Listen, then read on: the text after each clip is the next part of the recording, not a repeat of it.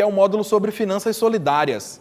Primeiro, dar alguns dados de contexto sobre o financiamento da economia popular e da economia solidária e finalizar com algumas ideias e alguns critérios assim para que essas instituições elas consigam ter longevidade, consigam se sustentar ao longo do tempo. Segundo os dados do Sistema Nacional de Informação de Economia Solidária, gente, os principais desafios dos empreendimentos são de dois tipos. Primeiro, desafios de comercialização. Os empreendimentos têm dificuldade de comercializar os seus produtos. Diferentes grupos, principalmente de consumo e comércio justo no Brasil, enfrentam esse desafio. E aí o segundo desafio dos empreendimentos é o desafio do crédito. Os empreendimentos eles não conseguem impulsionar sua produção porque eles não têm acesso a capital de giro. Em vários estados do Brasil se criou programas de microcrédito tentando impulsionar a economia solidária nesse sentido diante desse diagnóstico. Ora, se o primeiro problema é comercialização, e em geral os empreendimentos revelam que o problema da comercialização ele se deve à falta de capital de giro, né? Olha, eu não consigo comercializar porque eu não tenho capital de giro para investir. E aí uma das análises que hoje a gente faz desse mapeamento é que, na verdade, o problema do crédito ele poderia ser elevado ao primeiro problema dos empreendimentos. Muitos deixam de comercializar porque não tem crédito. Então, eu acho que a gente coloca assim, a dimensão do crédito hoje como uma das principais fronteiras para o desenvolvimento da economia popular e solidária. Mas, na verdade, a economia das famílias, né? A forma como as pessoas vivem na comunidade. Quando a gente analisa alguns outros dados para entender isso, esses problemas do crédito e do financiamento, a gente vê outras duas coisas, né? As fontes de recurso para se iniciar um empreendimento hoje mostra ali que 60% dos recursos são dos próprios sócios. Apenas 12% vem do crédito. Logo mais abaixo aqui, a pesquisa revela que nos últimos 12 meses da pesquisa, 52% dos empreendimentos buscou e não teve acesso. Só 16% teve acesso. 32% nem buscou crédito. E a gente vai ver mais alguns dados ainda sobre isso. Um relatório do IPEA, né, que é o Instituto de Pesquisa Econômico Aplicado do Brasil, que chamava assim Bancos, Inclusão e Exclusão, e que mostrava que 49% dos brasileiros, gente, eles não tinham qualquer relacionamento com o sistema financeiro tradicional. Por incrível que pareça, 49% dos brasileiros, no Norte e Nordeste esses dados ainda são piores, eles não têm, muitas vezes, nenhuma conta bancária ativa. Os dados dizem ainda que as pessoas entrevistadas diziam que 40% delas não percebiam a oferta de crédito como uma função dos bancos. Então isso vai mostrando um pouco o quadro, né, daquilo que a gente chama de exclusão financeira. Por que essa situação está assim? Uns é por problema de documentação, outros por restrição cadastral, outro pela estrutura do serviço, né, que é montada e que não é adequada à necessidade das pessoas. Né? O Brasil ainda é um dos poucos países que ainda montam agências bancárias para atender exclusivamente um perfil de renda. Esse número aí bastante expressivo, né, de brasileiros que está nessas diferentes condições de exclusão, é esses 49% que o IPEA fala, né?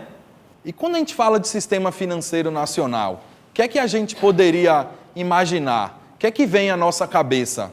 Bancos grandes? Seguradoras? Às vezes a gente não faz ideia de que estrutura é essa, né? Que inclui uma parte e exclui outra. De um lado, a gente tem esses grandes bancos privados, os bancos estatais, né? Principalmente representados aí pelo Banco do Brasil, pela Caixa Econômica. A gente tem também outras instituições que estão no sistema financeiro, são outras instituições que compõem o sistema, né, para buscar oferecer serviços financeiros e bancários. Tem aí também as instituições que regulam esse sistema, né? Mas como é que faz o restante da população, gente, que não está incluída nesse sistema para ter acesso aos serviços financeiros e bancários? Troca-troca, não tinha agiota lá não? Então, as comunidades vinham inventando e pensando diferentes formas.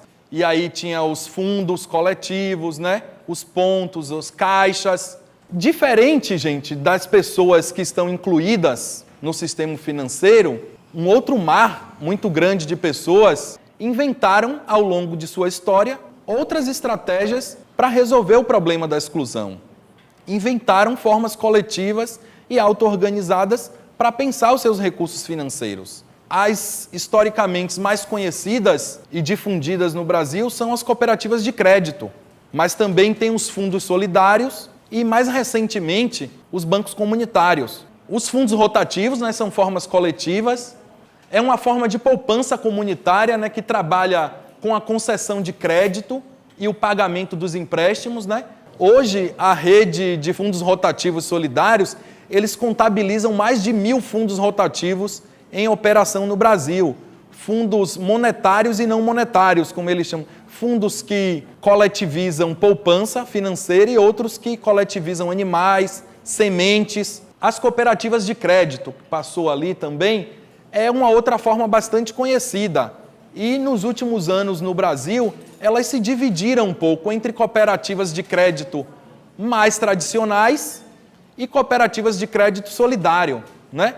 E os bancos comunitários, que eu vou falar um pouquinho mais na frente. Mas o que é que essas práticas elas têm a ver com o nosso território, gente? Primeiro, que não existe território, bairro, comunidade pobre economicamente. Então, a ideia, eu acho que de uma educação financeira ou de uma finança solidária tem a ver com essa reorganização dos fluxos da riqueza, né? Por onde é que passa o nosso dinheiro? Bom, na prática, gente, a nossa ideia para dizer isso é que as finanças solidárias, elas constituem o financiamento dessa outra economia. Como é que a gente financia essas outras práticas? Como é que a gente financia essa outra economia? As cooperativas de crédito têm um legado muito grande nisso, né? E principalmente nas zonas rurais, financiando, né, empreendimentos rurais. E os bancos comunitários, eu acho que têm tido uma contribuição grande nisso, ao financiar principalmente nas zonas urbanas, onde eles estão presentes, né? A gente fala hoje que os bancos comunitários estão espalhados em mais de 100 comunidades no Brasil, né? Então, os bancos comunitários, gente, eles são definidos como uma prática de finanças solidárias, né, ao lado das cooperativas, ao lado dos fundos rotativos solidários, né? E eles estão buscando apoiar as economias de territórios, né, com baixo índice de desenvolvimento humano.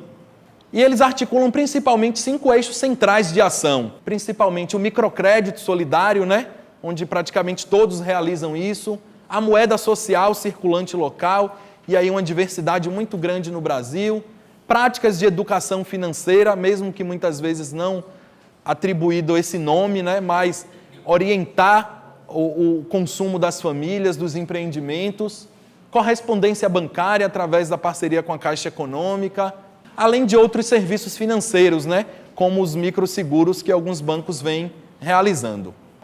A organização dos bancos comunitários hoje se estrutura, pode passar, Diogão, principalmente dessa forma aqui. É que o controle é da comunidade, né, uma das coisas aí fundamentais no banco comunitário e que diferencia ele, por exemplo, do banco tradicional, né?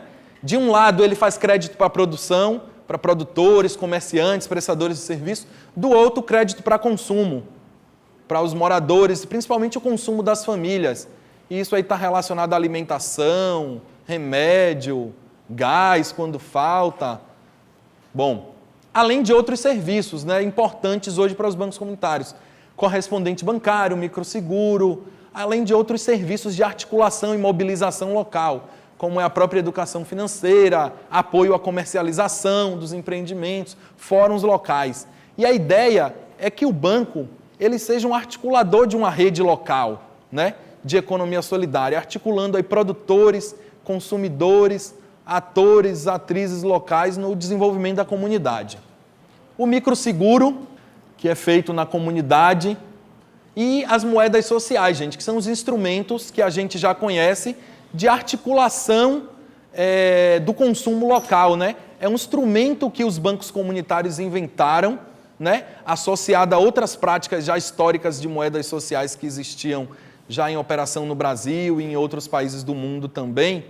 E os bancos comunitários inovou a utilizar as moedas sociais também como crédito, buscando fazer com que aquele dinheiro que poderia ser consumido em empreendimentos que não são da comunidade, eles passassem a serem gastos exclusivamente em empreendimentos que é da comunidade. Ou seja, aquele dinheiro que ia ser canalizado para fora da comunidade, ele passa a ser internalizado numa espécie de desenvolvimento endógeno, né? E aí é um pouco o circuito da moeda, né?